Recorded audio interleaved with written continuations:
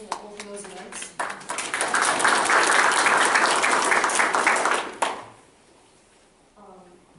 I've also been to the Johnson County Amateur Radio Club.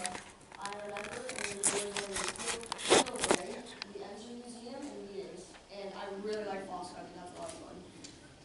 That's me at, that's me at the same event. I also love to build stuff. I love to solder and build electronics kit. My first and so far only heat kit is an RC bridge, which I literally just now have to build the body of it. I got the circuit all done with me in my first Raspberry Pi. I've been building the board. School, after I got my radio license, I got involved in the first Lego robotics at SOT and got involved acceptance for the 21st century program for engineering. And someday I want to be an aerospace engineer. And that's me. After I first started radio, there on my left, I built myself. In the middle, that's the regular event, and on the side, that's the engineering academy that I got to. I want to get my general license so I can do more HF, because technician's not really cutting for me right now. I want to earn my electronics merit badge and get my Eagle Scout. I also want to join the Radio Scouting Venture Crew 2273 after I turn 14. And thank you for listening. And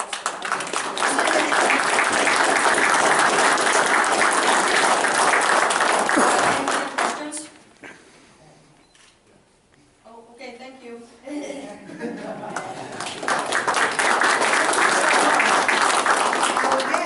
he brought up, he's inspired about becoming, and he gave you the career choice based on, of course, his exposure to things in amateur radio. Allow me to share with you that years later, kids would come back to the classroom. I forget, 30 years is a long time to be teaching. So they're adults with careers that come back. And one of the most inspiring ones was when a young man walked back in my room to let me know that thanks to what he had experienced learning about radio astronomy in our ham radio class, he went on to work at the Goddard Space Center on the Hubble telescope. Oh, cool. And he attributes all of that to the interest that was inspired with ham radio and things that he got exposed to. Again, you can't predict it. You have to be of that flexible nature that we spoke about so that when something comes up, the kids now get the opportunity of learning about something they wouldn't be hearing about in a regular curriculum classroom. So that's important for what we were talking about choosing careers. Okay, now we have another young man locally, Casey Thompson, KE0RFK, who's 14, and is very involved in something that's important for you to know about, youth nets. And years and years ago, there was no place for me to suggest the kids getting on the air to meet with other kids. That has all changed. And if you know any youngsters, either contact Casey after you hear his presentation, or get a hold of me. There are many national and international nets run by and participated in by young people. And instead of listening to us old fogies talk about how wonderful everything is, let them hear it from each other, cures that they have. So, okay, Casey, the microphone is yours. And by the way, before he speaks, for each of the young speakers, again, I only had carry-on luggage. I didn't bring my usual big bag of tricks, but each one of them is getting some astronaut ice cream.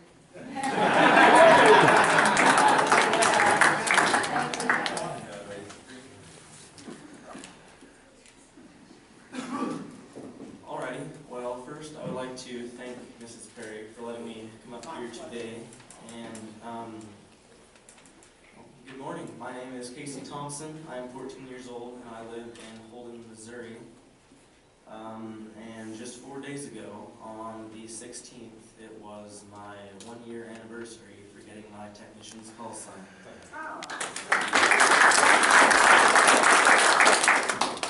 Alright, thank you. An adventure is defined in the dictionary as an exciting and remarkable journey, often filled with unique challenges or unexpected series of events. I'd say that is a fair description of my first year in ham radio. except for one important detail. No matter how challenging they become, adventures are fun.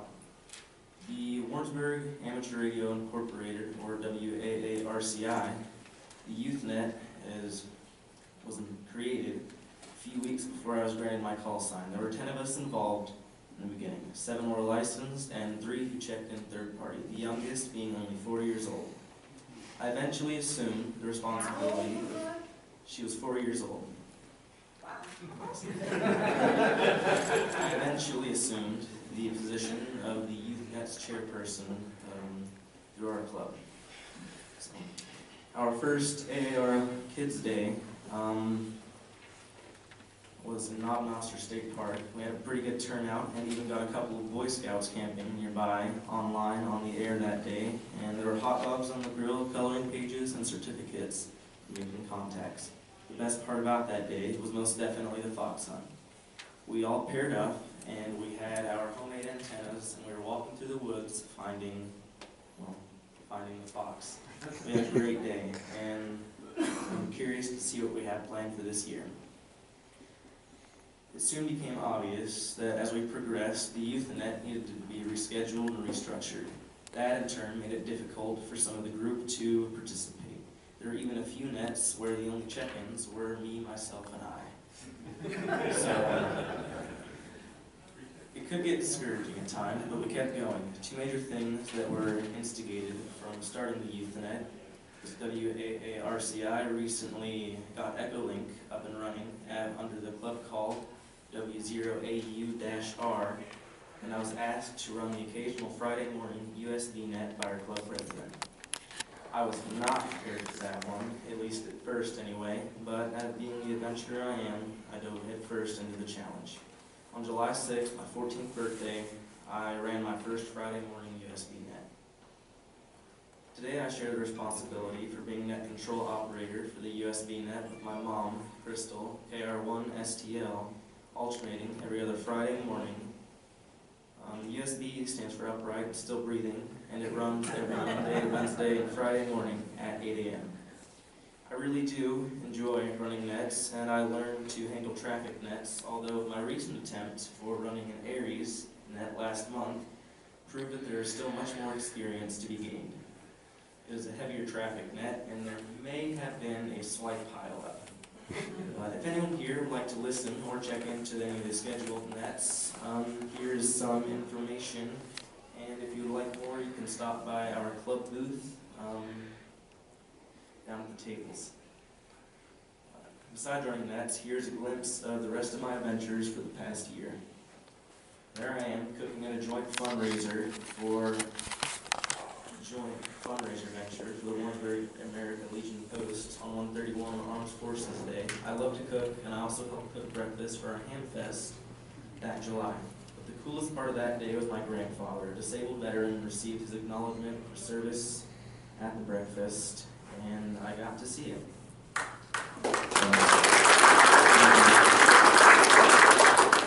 There I am at the Leah Cemetery. Hold on, sorry. Alright, there I am at the Leah Cemetery. The WAARCI members volunteer to maintain the grounds. And I know what you're thinking. It looks like a lot of hard work, but it is surprisingly fun and I do enjoy it. I am also a member of Aries, and I got to participate in said simulated emergency test exercise last October, and whenever I'm old enough, I plan to complete the CERT training as well. But I did get to take a part in the CERT training exercise 2 weeks ago as a victim. You know what? Playing dead, or at least acting like it, is very hard.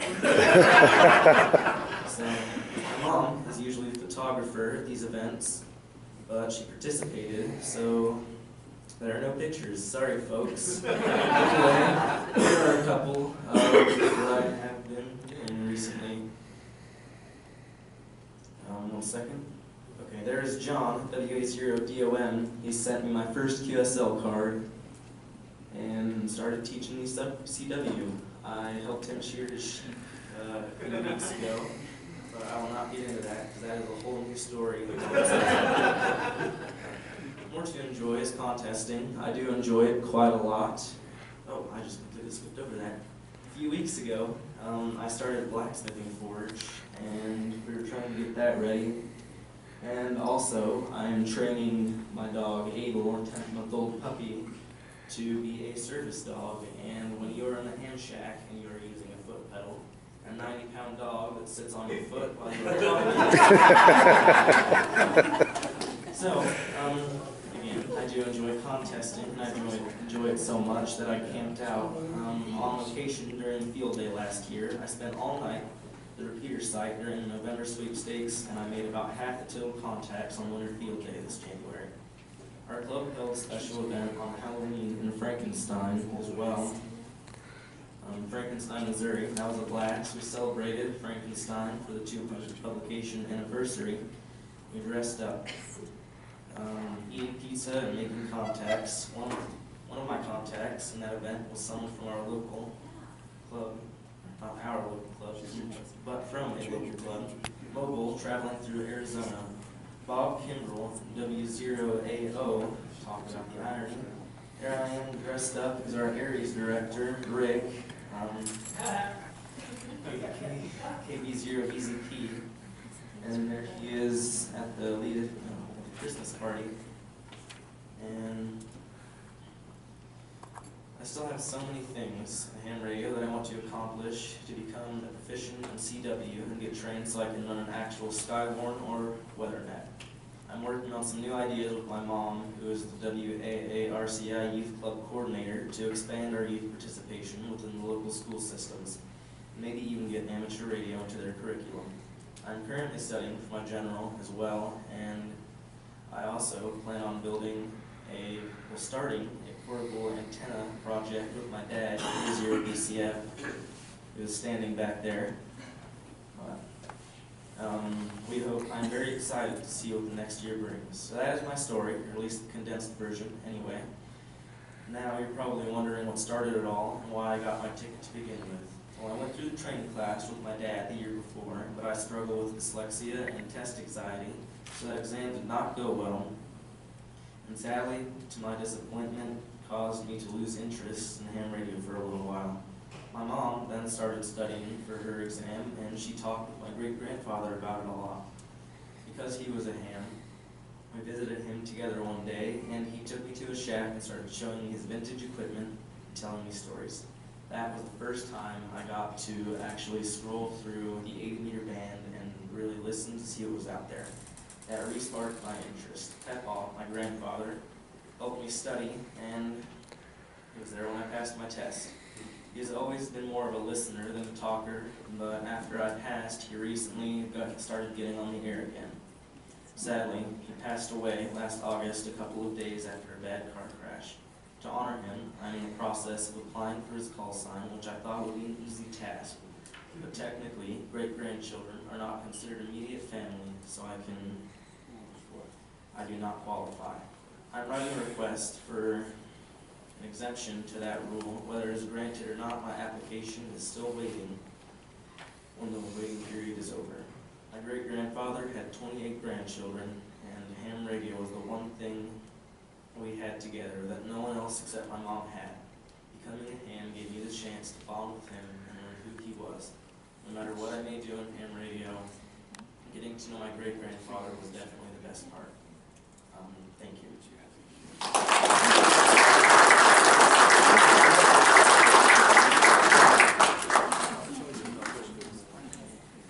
Okay, if it isn't already obvious, let me just give you one or two of the buzzwords that all three of them exhibited, but certainly as a selling point to a school administrator of why this is so great in a classroom, beside a lot of the things we said, just the teaching of the Morse code. Picture the classroom with 20 of those CPOs all going off at the same time, so of course everybody's door in the hallway closes. But every year some youngster would say, well, I can't listen just to the person sitting next to me. I hear him and her and him. I'm hearing everybody. And my response always was, too bad. Just listen and concentrate to the person sitting next to you whose tone you want to be listening to. What are you teaching? Something that doesn't get taught formally, listening skills and concentration skills. The ability to speak clearly and succinctly on a radio, you're teaching those schools. And the confidence, when we feature these kids to get up primarily in front of adults, is a lifelong skill that's only for the better for them. So those are the skills you want to impress to an administrator of why it belongs in a school. It's not just to grind out other ham radio operators. So, I'm glad you got to see your local talent, because they certainly are. And again, become my talent scouts, get me talented kids like this so I can plug into different venues and help you in whatever ventures you're about to get in. And again, I'm going to throw out, is there anybody who's got a question or a comment? How did you become so technically savvy, and you're such an inspiration? Okay, that's a great motivational story. Also, I'll give you the succinct version of it. I used to work for an electronics manufacturing company years ago. And during lunch hour, all the engineers would get, this was late 70s, all the engineers would be on their little radio station, and they'd let me get on and speak with people. And I said, oh my God, this is so much fun, and I would love doing it. And one day, now put yourself back in the 70s, one day I said, this is so much fun, I think I'm going to get an FCC license. And the classic response, which I still taunt them with all these years later, they said to me, it is fun, but you'll never get a license because women just don't do this. You're a girl. So they might as well have physically dropped the gauntlet on the floor. I said, if I never pick up a microphone, I'm getting a license. And while we're speaking about women not being involved with any of this, when you speak about getting Elmers for all of the children that you would like to mentor, please don't forget Elmira's as well. But the point is, anybody, don't wait for them to come to you. Anybody who's exposed to the fun. And don't say, oh, you're going to love learning about Ohm's law and how it could be applied. No. If you're in a mall or you're any place with the general public, what does every human being want to hear about? How is this going to benefit me? And how am I going to have fun doing it? And that's what your main thrust has to be when you're trying to convince somebody to get involved or to let you have a crack at a Boy Scout troop or a classroom setup. Get a hold of a history teacher who's a ham. Ask if you can give a lesson there. Science teacher, history teacher, make it be applicable where you can come in and do a demo lesson. And then try to convince that teacher to get licensed as well. Anybody else have something you want to share or? Before we wrap it up, on behalf of the Warrensburg Affiliate Manager, 11 other local clubs, I represent you with this numbered club coin. Oh. Number 32 for 32 years of Oh, service. Crystal.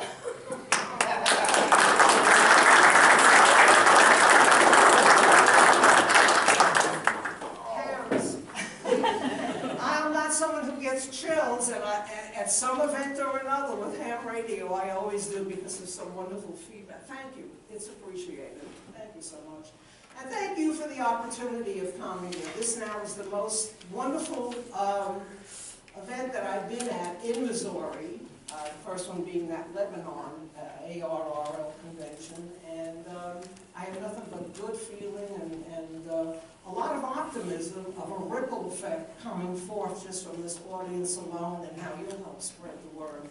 And again, you're not bothering me. Get in touch with me if there's any way I could ever be of help, especially the things involving promoting the youth. So I thank you for being a terrific audience.